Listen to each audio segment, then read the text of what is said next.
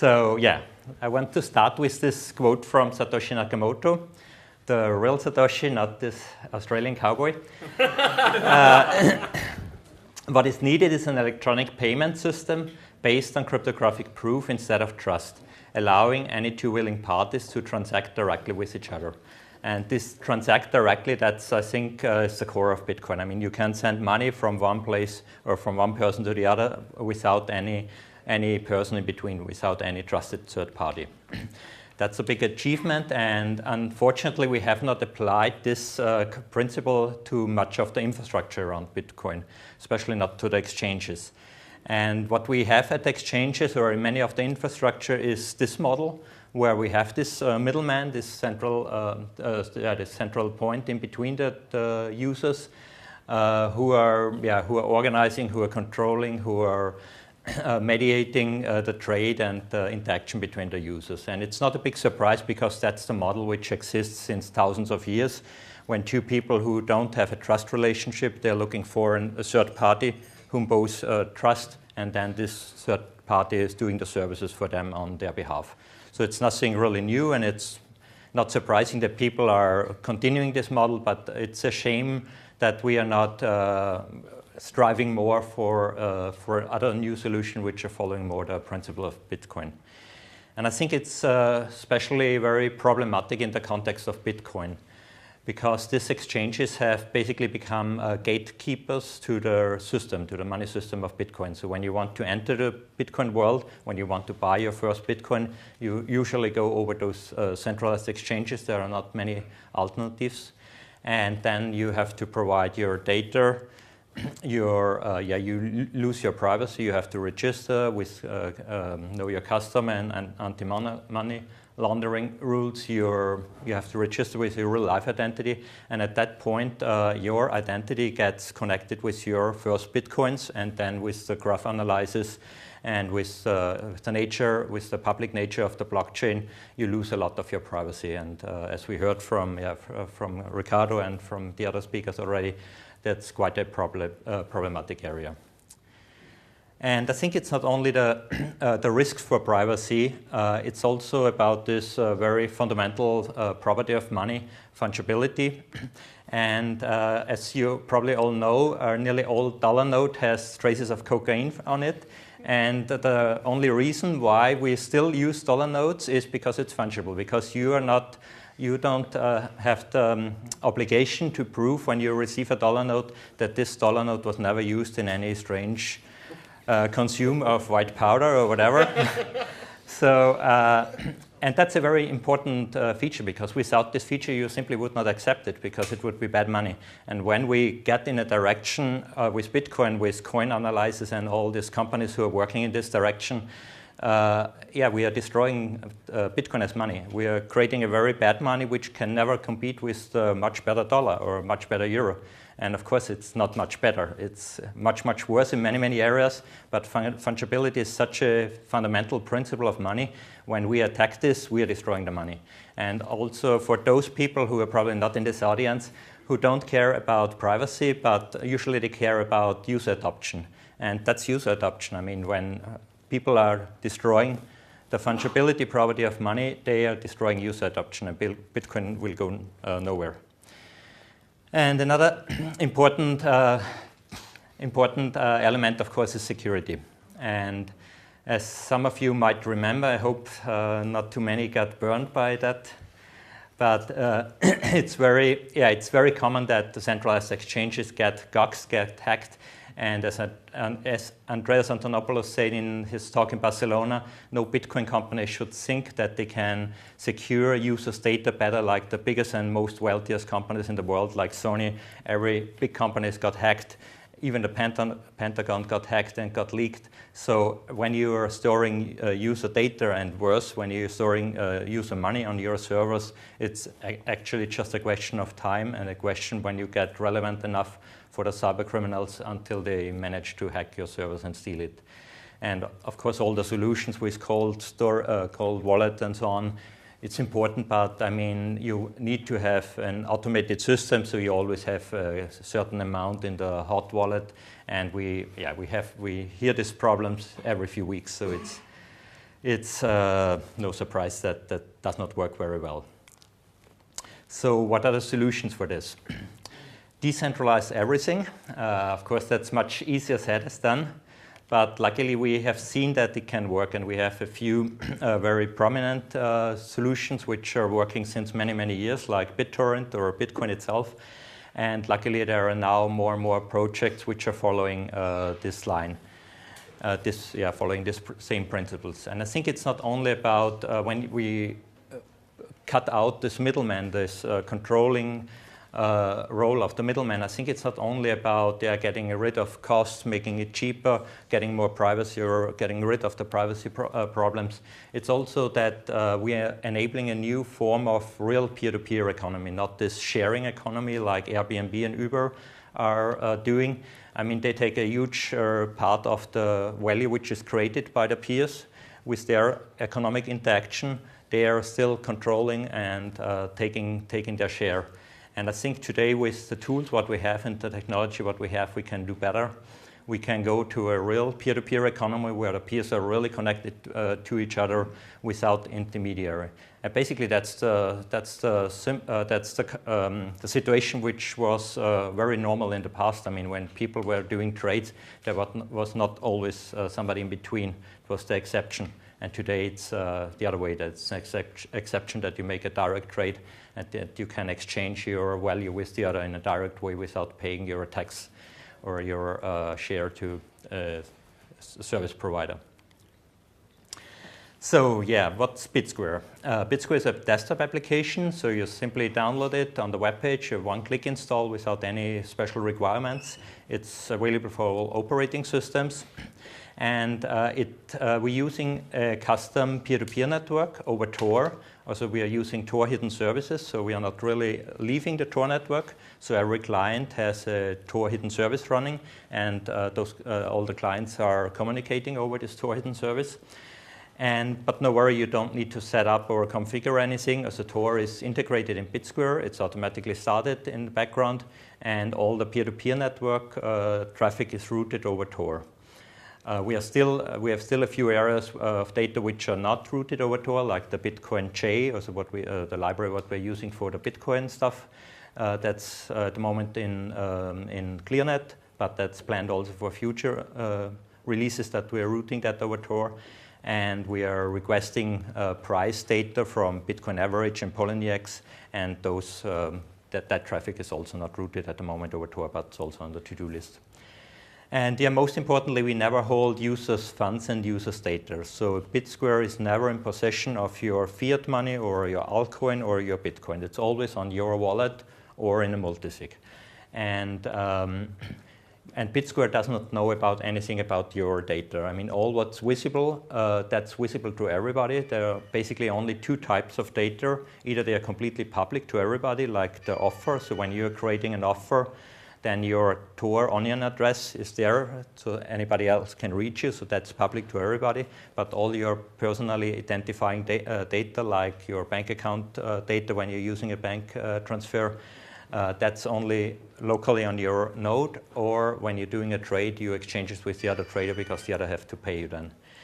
And yeah, that's important that Bitsquare don't have any privileged access to data. So there's either completely public or completely private, encrypted, signed, and routed over Tor. And yeah, there's no registration required. And the reason why I've talked quite a lot with people from the regulatory bodies, as a friend of mine who is working in such an agency in Austria. And the main reasons why the regulatory apply their rules on exchanges is because they're behaving like banks, basically. I mean, they're holding the money for the users, so you need to trust them. And as we have seen in the past, that there happen a lot of problems, even if it's not with bad intention, but mismanagement or whatever. And people are losing money, and society has decided, okay, we want to have the services, but we don't want to have the problems. So regulation was the usual solution for this. And so the centralized Bitcoin exchanges, they should not be surprised that the regulatory bodies treat them like banks when they are doing the same stuff. And another thing which is not so well known is that when a centralized exchange is doing automatic order matching. So they are finding, okay, here is a buyer and a seller, and we are making the matching. That's also requires trust, because they can do things like front running. They can make the best trades for themselves or whatever. And you need to trust them that they're doing this order matching correctly, honestly, and fair. And for that, also regulation in place. So that are the main factors why they apply regulation, and Bitsquare is doing none of them. So that's the reason why we think we are safe without applying KYC and AML. Of course, some governments think it's different, and they want just the data and don't care about the real reasons why they created regulation 150 years ago. But that will be a question in the future how this plays out. And Bitsquare, of course, is all open source. We're using the GPL license, which is probably, in my opinion, the optimal license for such a project. And a very important part that Bitsquare is not a company, it's not a startup, there are no investors behind. It's built from personal savings and donations. And to scale that we are getting more developers, that we are getting more help, we are planning to build this DAO, but that will be more explained in the later part of the presentation. So how can security be achieved in such a model which does not rely on trusted third parties? Luckily, we have with Bitcoin a very cool feature which makes it possible that we don't need to put our trust in third parties, and that's the multi-signatures. So we are using 2 of 3 multi-signature. I assume everybody is familiar with the multi-signatures. I don't need to explain anything, or is there anybody who don't know what multi-signature is? Nobody? Perfect. We are the 3 key holders of this 2 of 3 multi-sig are the 2 traders. And when the trade happens, get executed normally and everything is fine, the 2 traders at the end of the trade are signing the transaction, so the 3rd key holder is never needed.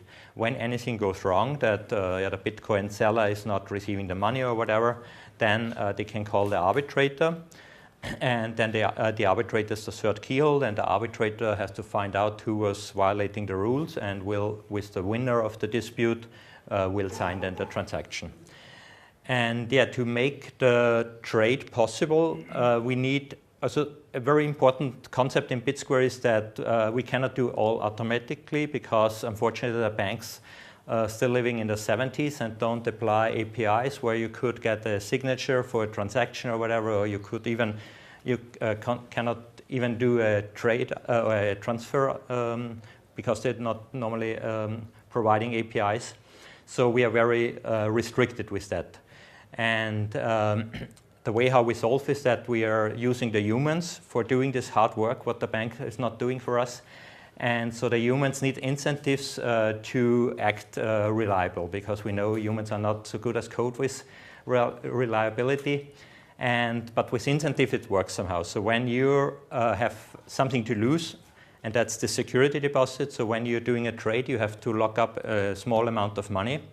And when you're not following the rules correctly, that you, for instance, are not sending the fiat money to the other trader, then you will lose the security deposit then in the dispute case. And that serves as a help to guarantee that the protocol will be executed.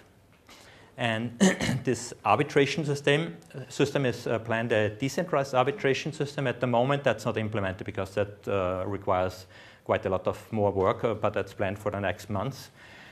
And also currently, I'm the only arbitrator. Of course, that's a little bit a centralized point, a little bit. But I think it aligns. Also, there are no problems, because when I would collude with a trader and steal the other trader money, I mean, I will kill my own project, so I will not be so stupid, and I hope you trust me that I'm not so stupid, even if you don't trust me that I'm honest. But it's, of course, does not become such an arbitrator.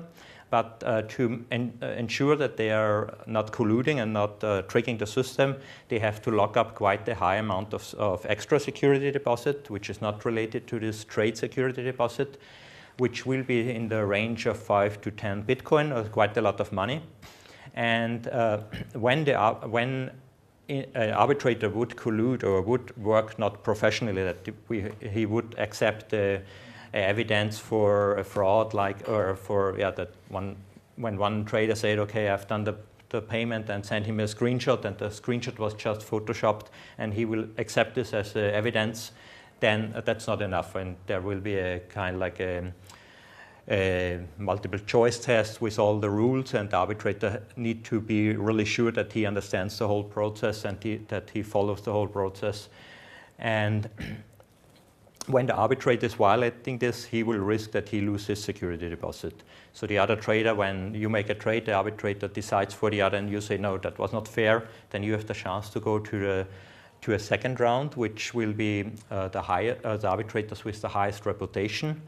Those have most money in the security deposit, because with every dispute, a part of this money, what you earn as an arbitrator, will get added to the security deposit. So over time, it will get more and more money. And those will investigate the case again. And when they find out that the other arbitrator has cheated, then they will confiscate his security deposit, and the other trader get the money out what he has lost. So that should be sufficiently secure, and it's not a perfect system. It's a little bit like Supreme Courts in our law system. It's also not perfect. At some point you need to stop, and it's a question of what they can win. I mean, when there is a small deal of a few thousand euros, so the Supreme Court, you can trust that they are doing correct work. But of course, when it's some high profile political questions, then the Supreme Court is also corrupt, because it's too important for the whole state, or so they are not perfectly honest and not a perfect system. But in this case, the trade limits are always limited, so the maximum what can be lost is a few bitcoins. So the incentives thus align that this should work. And there's another maybe you question how the arbitrator can prove a trade, and to get a tamper-proof evidence, we're using a very interesting project which is called TLS Notary. I think some of you might have heard of this. That's I cannot explain the details. It's very advanced cryptography, but the basic idea is that they put somebody in between you and the bank when you're going to the HTTPS webpage. It works basically with any SSL page, also HTTPS. Then there is a third party in between the traffic, and this third party cannot see any of your data because everything is encrypted, but they are getting a hash. And then with this hash, they can deliver something where you can verify that the page what you have received from the bank was not tampered. So you cannot make a fake recording of your webpage where you want to prove that you have sent the money. You go to your history webpage on your banking webpage, and then make this cryptographic screenshot. Of course, it's not a graphical screenshot. It's just a cryptographic proof of that page, of that particular page, and you can send this to the arbitrator, and he can verify that this page is coming originally from the bank and was not tampered. And that's a very powerful proof, which is basically the same like when the bank would give you a digital signature of a bank statement that you have sent the money to the other guy. But of course, the banks don't give these services usually, or you wait at least 1 month, and that's not very practical. So how does this looks like in detail?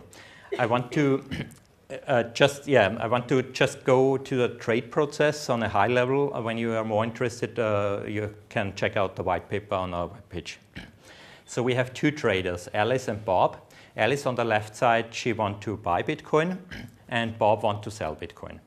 So let's assume that Alice wants to buy Bitcoin for $500. I think that's close to actual price, I heard. She's creating an offer in our peer-to-peer, in our custom peer-to-peer network. This offer gets published to the whole network. This peer-to-peer network is basically similar to the Bitcoin peer-to-peer network, so it's a flat fill network. So you are connected with roughly 10 other nodes, and you send it to them. They are sending to the other nodes, and so on. So it gets published very quickly to the whole network. And the other traders, they're receiving these offers and displaying all the offers in an offer book, in a table, and they can filter the offers by payment method and currency and so on. And Bob can pick one of the offer with the best prices. And let's assume that Alice has a very good price, and Bob thinks that he wants to take this offer. So he clicks a button, take offer, and then he has to put in his Bitcoin, and then the clients of both users are creating this multisig transaction.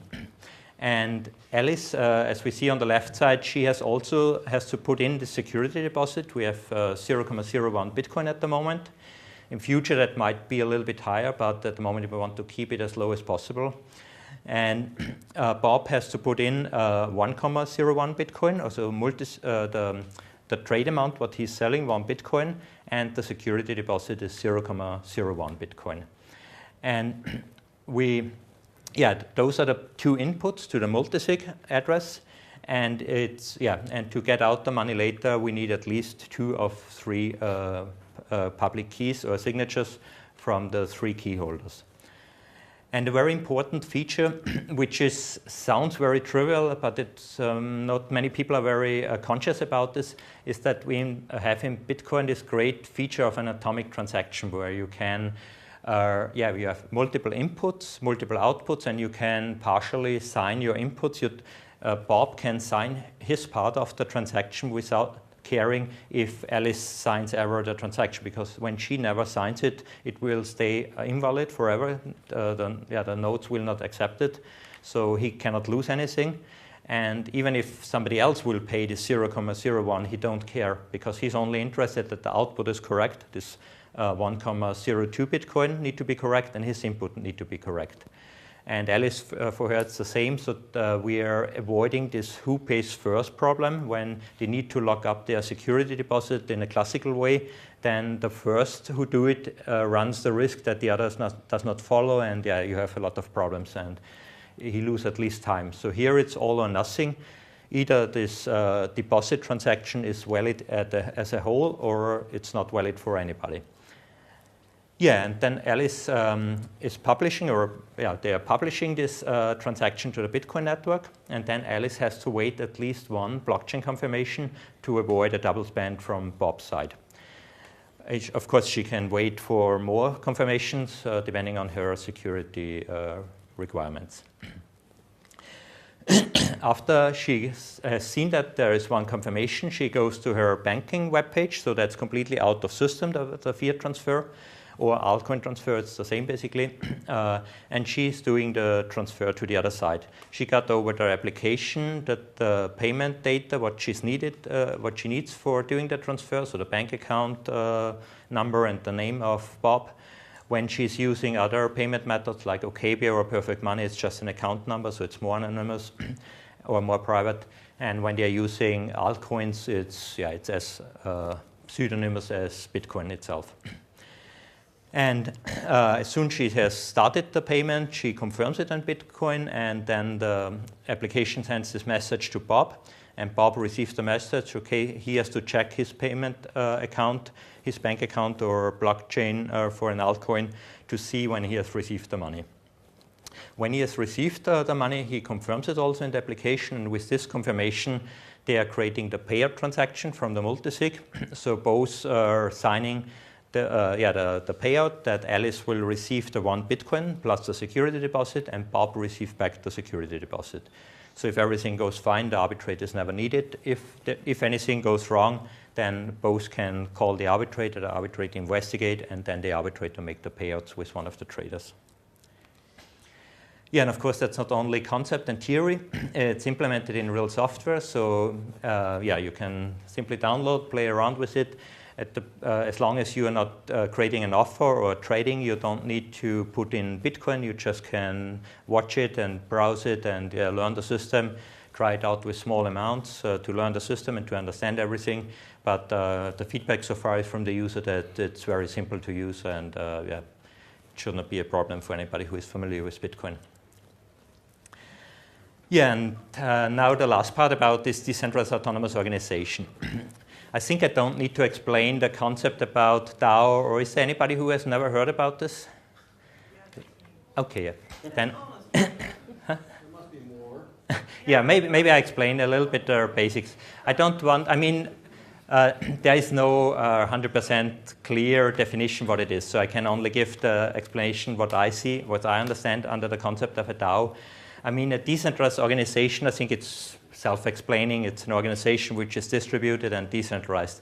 The autonomous part is a little bit not so easy to grasp, maybe. And I think the main parts of this to achieve an organization which is self-replicating, which is working on its own without people behind who are steering it, without CEOs, without centralized dictators who are giving all the time the direction. You need a system of incentives so that humans are doing this difficult work what the machines and the algorithms cannot do for us, and that they are working for the system in a way that the whole system will evolve. And some people interpret Bitcoin itself as a DAO, as probably one of the first DAOs, because the early adopters, the early developers, they got for sure some Bitcoin when they have not lost it somewhere in a burnt computer. And with the price increase of this Bitcoin, they get paid later for their work. So nobody paid the early developers for their work, of course. They did it because they believed in the system. They have seen the future that it might become something really big. And they invested with their work and then get paid later by the price increase. So I think to have a currency, to have a token system is a very fundamental part of a DAO, and to create a game theoretical setup with incentives to enable humans to interact with the DAO, and especially to do this work, which is the complex and the difficult work, which makes the DAO interesting, because something like unlocking a door remotely with a smart contract is not the biggest problem in the world, I think, but really hard problems you cannot solve with smart contracts today, and probably also not in a few years. So we need still humans, and to get the humans in the right context, I think we need the incentives, sort of money, but it don't need to be this narrow vision of money what we have, and to bring them into context of Bitsquare, of this DAO. And the motivation why Bitsquare wants to use a DAO is, as I said, I started this project from my own savings and with some donations, but that does not scale. I mean, it's already growing quite well, luckily, but it's already too much work for me to handle. So I need more developers, I need more people to help on So with the DAO, we have an alternative funding model to the usual traditional venture capital model. And I think that's a very powerful model for such decentralized systems. And I should come to an end, so I will try to make it a little quicker. The way how to organize a bigger community or so is, of course, not very trivial. And I got very inspired from this gentleman.